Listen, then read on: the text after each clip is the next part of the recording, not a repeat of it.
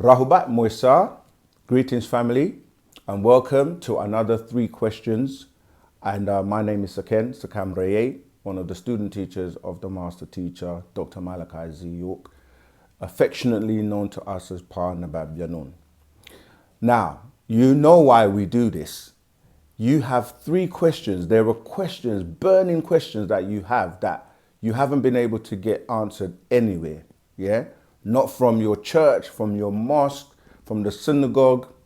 Nowhere in religion can answer those questions for you. So we have provided the platform, OSM Vision, because our souls matter and your soul matters. That's why we have this platform for you to be able to send us 3 questions that you have had, perhaps for years, that no one is able to answer for you. Don't be shy. Just record yourself. You can use your phone, get good lighting, nice background, make sure that the audio is clear. Record yourself asking your 3 questions, and once you're happy with them and you're done, all you have to do is upload them to osmvision.wetransfer.com, and we will get those answers to you as soon as possible. All right? So we know there are many people out there in the world that have questions. It doesn't matter how silly you think your question is or how complex you think your question is. It doesn't matter, because we are all at different stages in our development, in our spiritual growth. So don't worry about your question. Just record them and send them to us. All right? So we're going to get into the questions for today. And yeah, let's get into it. OSM Vision, I'm a subscriber of yours on YouTube, and it's an honor to be able to talk to you and ask a question. And I'm also a big fan of the Young Elder on YouTube as well.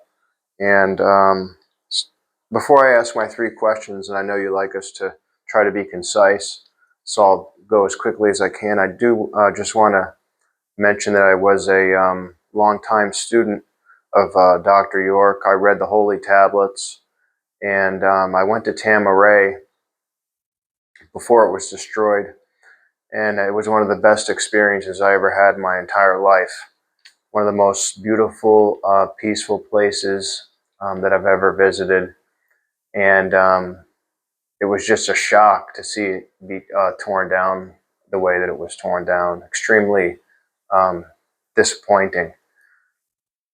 But I also was shocked at the allegations that were made against him. So today, and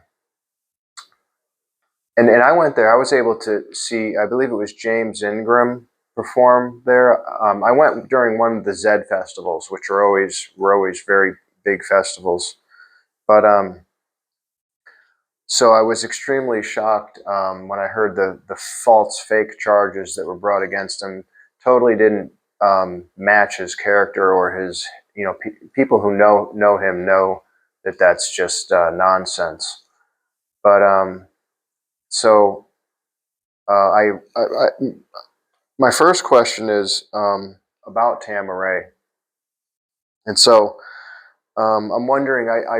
I've been following you on YouTube as well as the Young Elder, and I saw just a week or 2 ago you did an interview where you were talking about bringing back Tama're.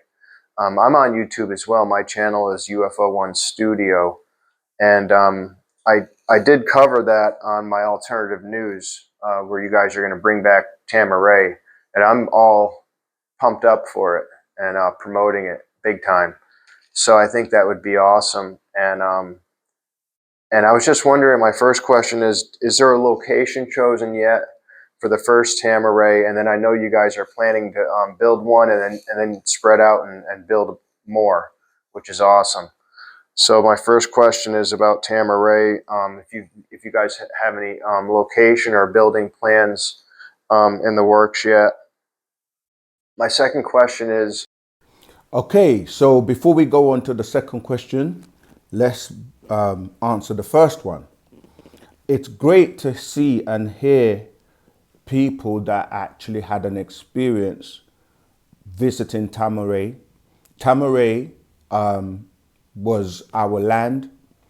on Shadydale Road, and in Eatonton, Georgia, and it was over 476 acres of land where we were actually fulfilling the vision that the Master had of bringing Egypt of the old in Africa to the West. So the first thing you should notice as well is that the name Tama're actually is a composition of three words, Ta or Pata, which deals with the planet or Earth. Yeah. Ma or Mu, or as we say in our language, Meye, deals with water. Because, the vowels are interchangeable when you study Shemitic languages. Some say Semitic, right? So the last part, Ra, which becomes Re, R-A or R-E, or as we say in our language, Mispatia, Reye, deals with the sun. And this is significant because the three elements, that you need for life to thrive. So that's the earth, okay? You need soil and you need water to water that earth with whatever seeds are planted in the earth. And then you need the sun, and the sun is responsible for life on the surface of the planet. So Tama're actually is dealing with the three elements. You also need air because, air is a part of that. Moisture, that's all part of, and in ancient Egypt, we would say Tamu Nefu Set. Yeah, Ta, Mu, again, earth. We would say earth, water, wind, and fire. Yeah, because Ta, earth, Mu, water or Ma, Nefu, air, and Set, as in the sun setting, Tamu Nefu Set, or Tama're. And we spell Egypt with an I, not a Y, because honestly, Egypt is the most spoken about or written about topic on the internet. If you know how many books are written on Egypt. So as usual, as Sabians, Sabaeans, Nuwapians, we always are unique and we stand out. So we spelled the Egypt as in Egypt of the West. That's what Tama're was known as, with an I. No coincidence, because the I is what? The ninth letter of the alphabet, dealing with the 9 and the 9 ether and number 9. And to differentiate ourselves from everyone that is writing books about Egypt. And why are there so many books about Egypt? Because of the pyramids, because of the ancient Egyptians, because of the knowledge that they possess, and the fact that everybody went to Egypt to be initiated and to study, to try and get the secrets of the universe. And so it's very interesting to hear, that, you visited Tama're, Egypt of the West. And you also mentioned about the Z Festival, which was performed and initiated and reenacted with the opening of the Mugaraj, which was a ceremony, right, on one of the Z festivals where the master came out as Osiris, right, what the Greeks called Osiris, but we know as the being Tahuti, who Moses, that's where you get Moses, Moshe, Musa, Tahutimus, right, who studied under Tahuti. Okay, so the reason I'm mentioning that is because when we start to look at religion and look at the 5 books of Moses, which would be the Torah, right? Moses received those books. And then when you look at Moses, these are Abrahamic religions. So whether it's Islam, Christianity, Muslim, Christians, they all get their information from this being known as Tahuti. Also, even just your regular people that are famous, like the Greek philosophers, Socrates, Plato, Aristotle, name them all. They were initiated and got their knowledge from Egypt. So by rebuilding Egypt in the West, it was showing you the power of the Egyptians, those original Egyptians, not like when you go to Egypt today and the people you see there are supplanters. They're not the original inhabitants. And we know this because there are different parts in Egypt and the natives were pushed out to like places like Aswan, okay? Obviously, it's a tourist attraction now. So when you arrive in Cairo, what you're seeing is the descendants of Ishmael, right?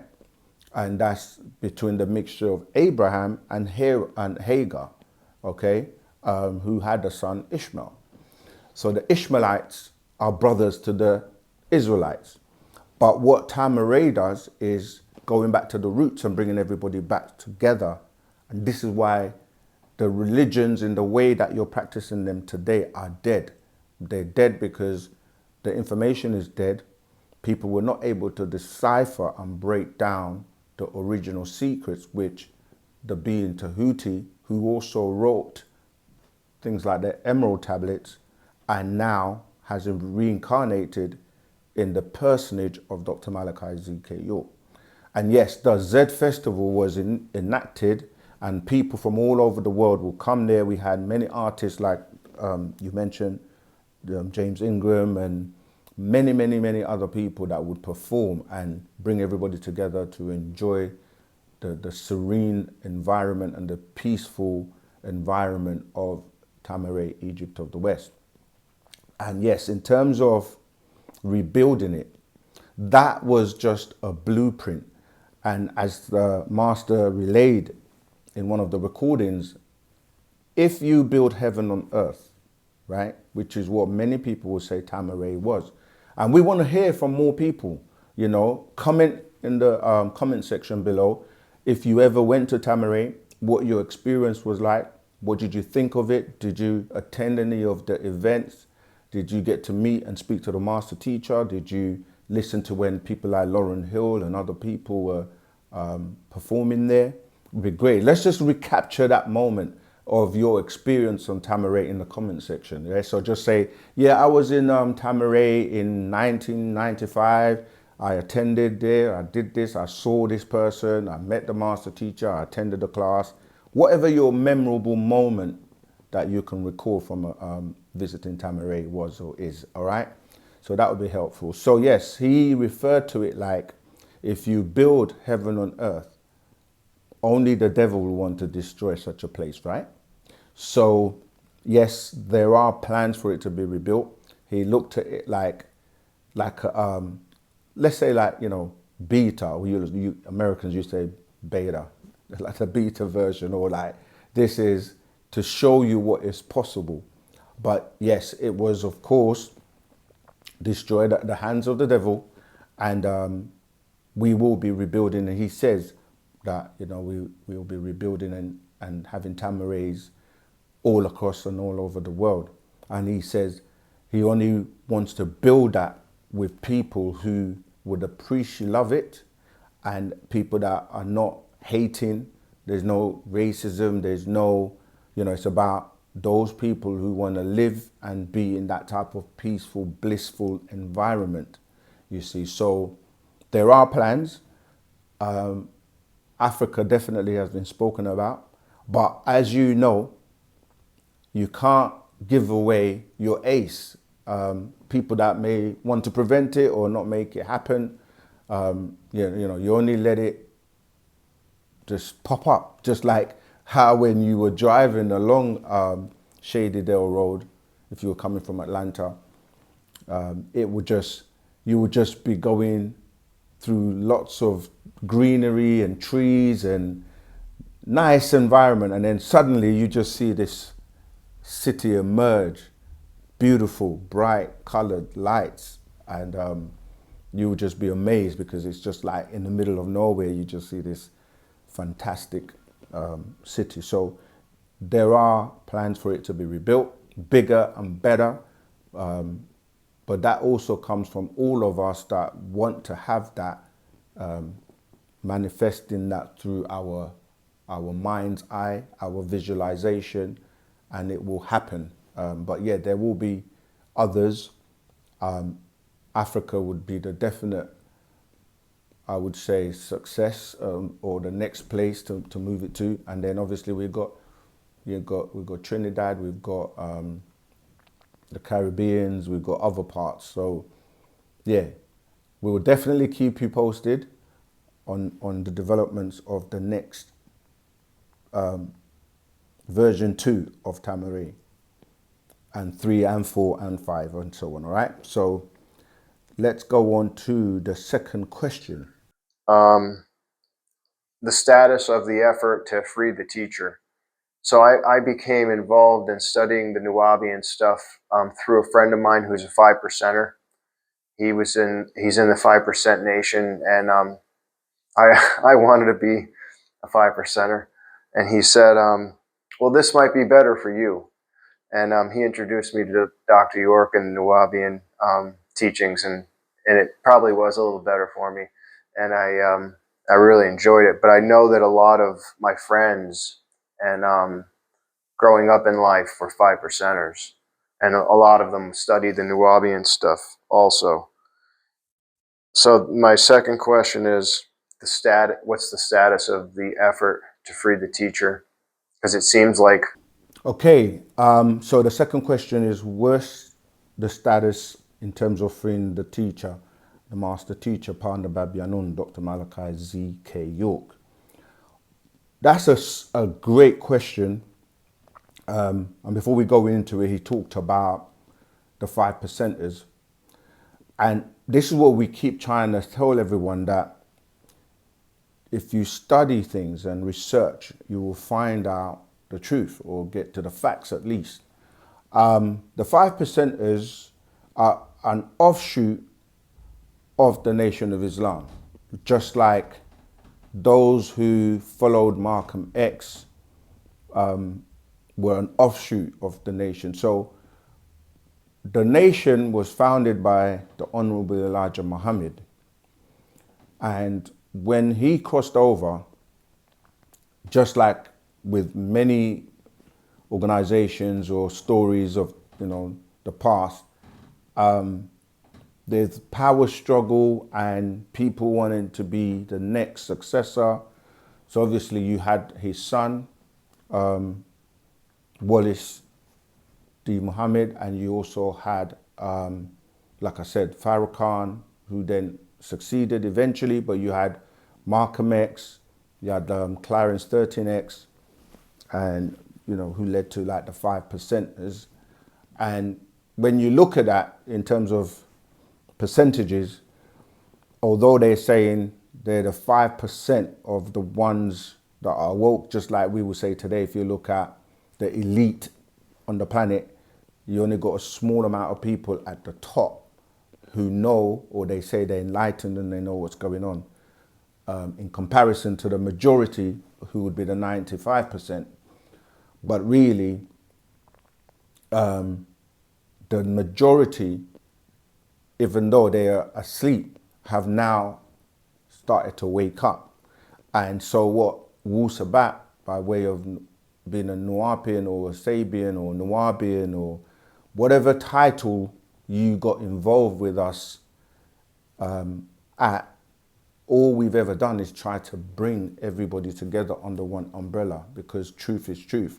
And the one thing that has no association with anyone else is truth. So rather than be an offshoot or a splinter group, like if you take Christianity, you're going to have, say, the first being like the Catholics.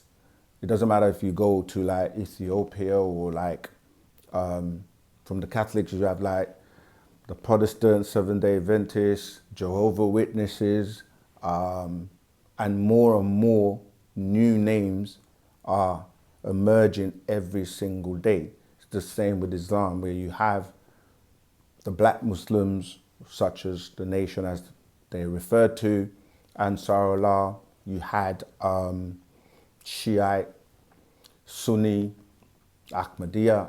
You have the Orthodox Sunni Muslims, so many denominations, and more emerging every day. So you go to, you know, what you call the Hebrews, you'll have the Hebrew Israelite, you'll have the Israeli church, you'll have the Orthodox Jews, you'll have the Saffradim, Ashkenazim, and again, with more and more names every day emerging. So that just creates division.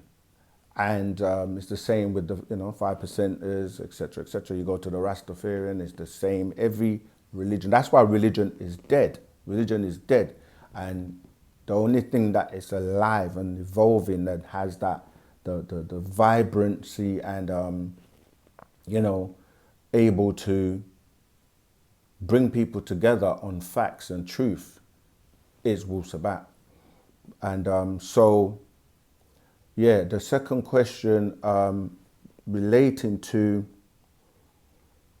how the master teacher is, instead of people just asking the question, because we knew with time, because even all the religions say when truth comes, false things will perish, and truth will always triumph over lies, falsehood, evil. So it was only a matter of time. So they shot their best shot with the concoction and the lies and on the master teacher to incarcerate and kidnap him.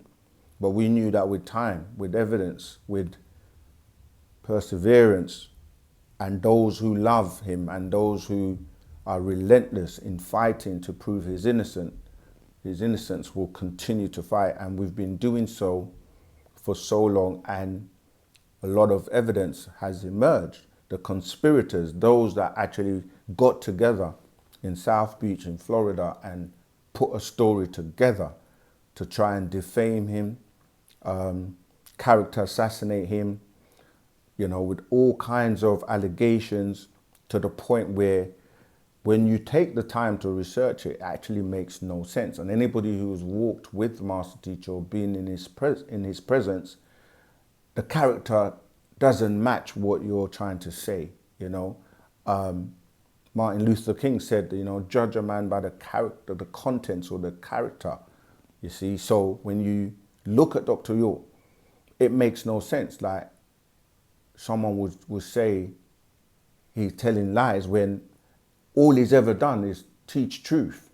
From the minute he came on the scene, his whole mission was about exposing lies and teaching truth, publishing actual facts and books and information on every subject about everyone. He didn't leave any stone unturned. So if somebody's known for telling truth his entire life, his body of works is all about telling truth, and all he's ever done or is known for is telling truth, how does it make sense to then say all of a sudden, it's going to go against his character in telling lies?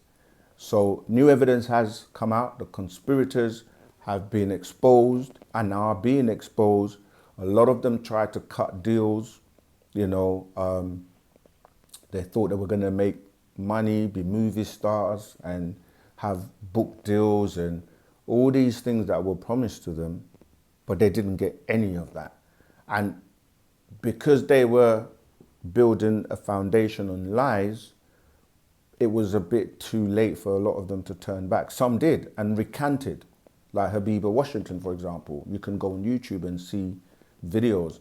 And those who made deals because they were afraid that their loved ones, their family, or they were going to be incriminated in some way because of evidence that was on them, they changed their mind. So one minute they will recant, and then the next minute they try to revert that, which again shows you that someone who tells lies is going to continuously change the story, and it's not going to add up, right?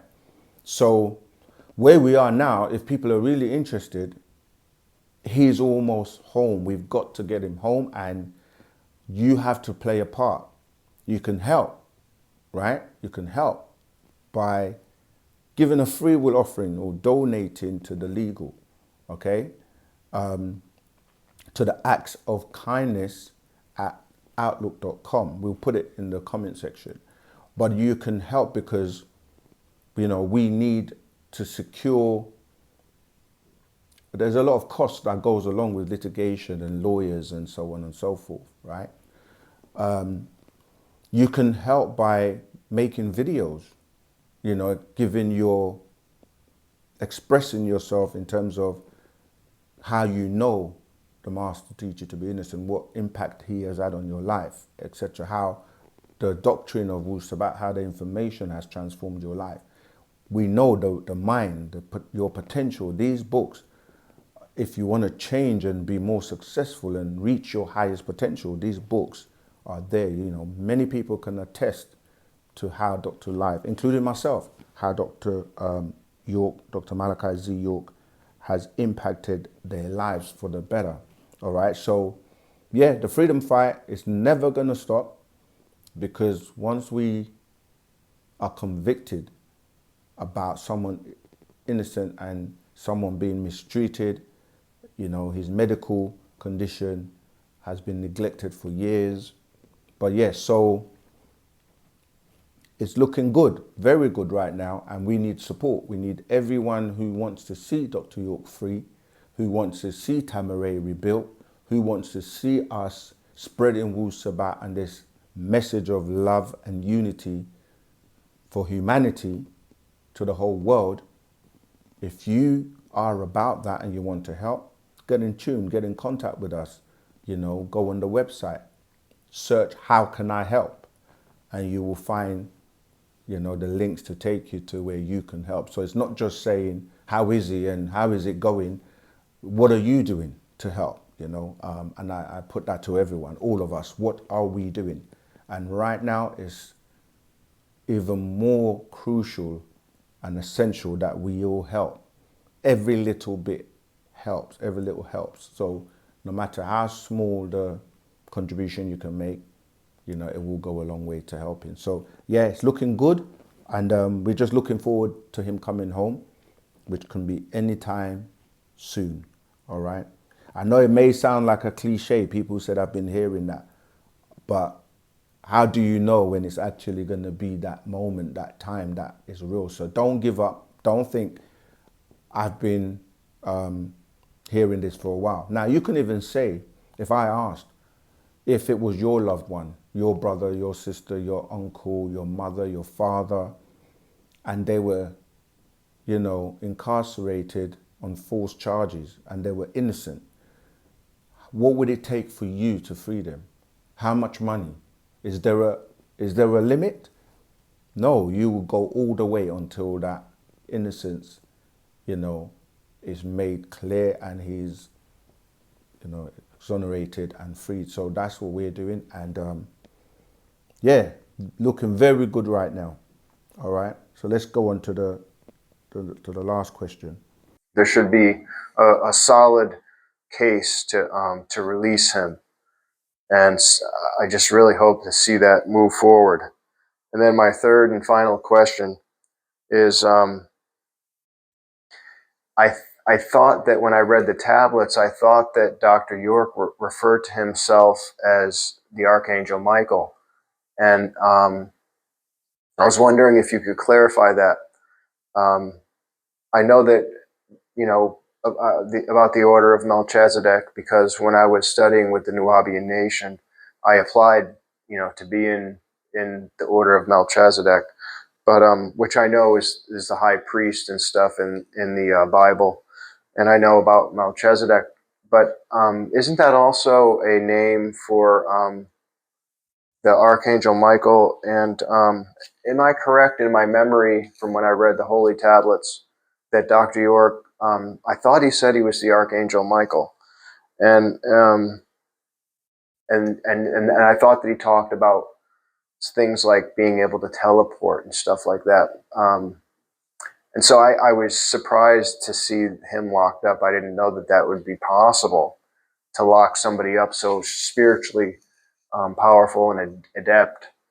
But I know he says, I heard Dr. York say it himself, when John the Baptist was arrested, at that point, God didn't intervene. So thank you. I appreciate your time, and I look forward to your response.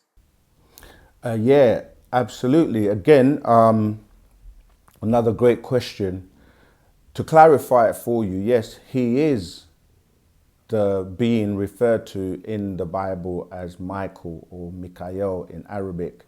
What it is these books, these religious books of the monotheistic religions are dead, right? But they are actually plagiarized or copies from ancient tablets. And we've explained on numerous occasions that they're from the Enuma Elish of the Sumerian tablets, all right? The Epics of Gilgamesh, the Atana tablets, the Akkadian tablets. There are many tablets with the stories that, first of all, found their way into what people call the Old Testament, which really is the Torah, or what they call the 5 books of Moses, which consist of Genesis, Exodus, Leviticus, Deuteronomy, and Numbers. And you will find that the stories in those books, such as the Noah story, right? That's from the story of what you would call Utnapishtim in the tablets, in the Sumerian tablets.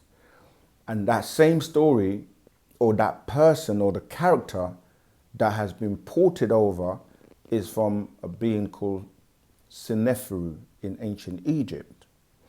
And so even like, for example, when you go to what they're calling the New Testament, which doesn't make sense, because in the Old Testament and throughout the Bible, it says that not one jot or tittle shall change. So you can't change the words of God, because God can't make mistakes. So he can't write something and say something and then later on change his mind to say, actually, even though I said you shouldn't do this, you got the commandments, which people say are the 10 commandments.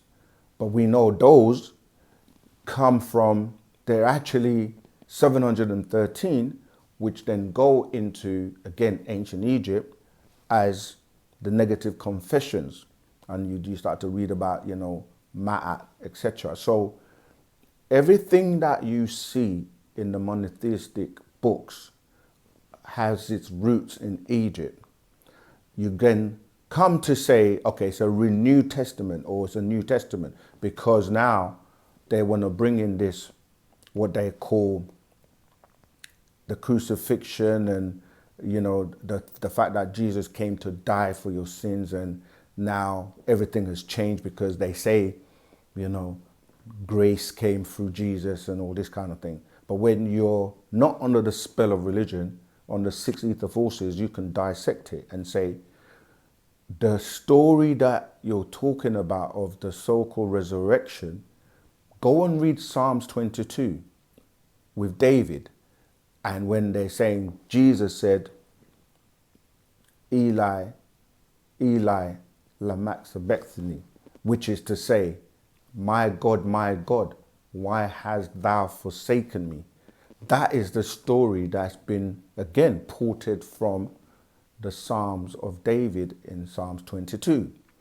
And the whole point of that book is to renew, or to bring about the changes in telling people that, oh, you don't need to follow the laws anymore. But like I said, Jesus himself said, is it not written in your laws, right? That nothing can change. If you go into the books of Matthew, it tells you that anybody who does change the words of God, they're going to get eternal damnation, and they're going to be really, they're going to wish they didn't do that. So going back to the point of who the being is, Michael is the highest in terms of the angels. He's the highest, he's the archangel. And people say, again, Michael, Mikael, Marduk, back into the Sumerian doctrine, Marduk or Marduk, okay, who is the grandson of Anu, right? Because you have his 2 sons, Enlil and Enki. And So again, that's been ported over. So in each culture, the highest being, the being that has the most knowledge or the most high, right, is the being that has been transferred over into the angels that are surrounding the throne. And Jesus was after the order of Melchizedek, as you say, which is the same being. Melchizedek or Malachi, Zadok. You see, the language is where people get confused. So Malachi, Zadok, and the last book in the Old Testament is the book of Malachi, because he's the same being. So when you're saying Michael, in the language, when you're saying Michael, it's like, who dares to be like El, or Michael, or Michael, or Murdoch is that being. So Melchizedek, you look at that, Malachi, Zed, York, Malachi, Zodok. The Z is for Zodok, which are the high priest, as you said. So if you go back to ancient Egypt and say, who was the most prolific writer, it's going to be the being known as Tahuti, who becomes Thoth in Egypt, in Greek mythology, and is referred to as what? Hermes Trismegistus, which is a three. When you say tri-megestus, you're saying three. We say the Malachi has three tones in one. He's a triunion being, right? Composing of Malachi York, the physical being. Then you have Ningish Zidda of the Sumerian. Then you have Yanun, who takes us all the way back to the most ancient beings that came to this planet and seeded this planet, the Natharu, right? Who are beings from Risk, yeah, who came here. And he happens to be one of those elders as the 19th elder, Yanun, Yanan, depending on which accent or galaxy they're using a different pronunciation. Just like I gave the example, like Michael, Michael, Marduk, Melchizedek is the same being. In ancient Egypt, that Tahuti would be the one that wrote all the books, all the scrolls, all the information. And that information is what everybody went to sought and learn. And that information they will refer to as, the Kemetic doctrine, or many, many names. People talk about the Emerald Tablets, saying that this being, Thoth, who's Tahuti, wrote them. So what we're saying is, because he's that highest being, he has reincarnated over time in different cultures, and different people refer to him by different names. And this reincarnation takes place every 24,000 years. And we just so happen to come to that 24,000 years in the year 2000 AD, which is a renewal or a renewed cycle. And that's why he has come back now again to renew everything, to set the record straight, to get rid of falseness and give you the actual facts and his secrets of the universe and the omniverse as master's secrets. You see, so there is an actual master secrets called salvation, which deals with this day and time. We also have a scroll from him called The Bridge to Salvation, because now it is about salvation, but not in the religious sense, but in the way that you're being salvaged. Someone that has been not functioning properly for a long time. And it's like your radio breaks down, it's not working. You can't tune and find channels that are working.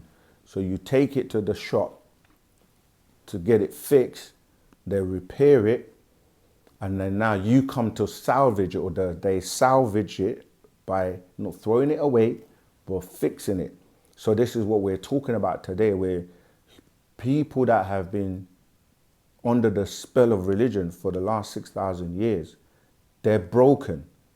And we're sorry that religion has done this to you, because it's giving you misinformation, it's giving you lies, it's giving you false hopes of somebody coming to save you, or somebody that came to save you and remove the sins from the world, but there's still sin in the world, and you're still not able to get that liberation, that freedom, that salvation. So we're here to save you, or salvage you and repair by getting that radio back, fixing it, so that it can tune into the right frequency and receive communication from outformation that becomes information when it gets into you.